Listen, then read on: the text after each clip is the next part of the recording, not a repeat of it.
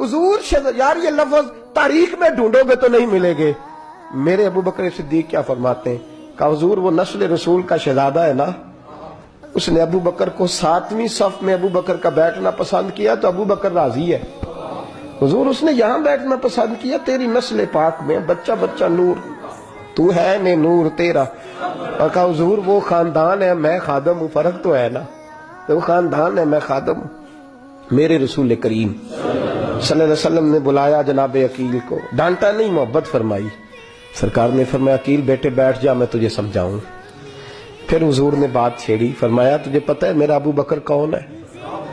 अर्ज की हुजूर मैं, फरमाया नहीं सुन, मक्के में सारा मक्का मेरा दुश्मन था, ये मेरी तनानियों का दोस्त था।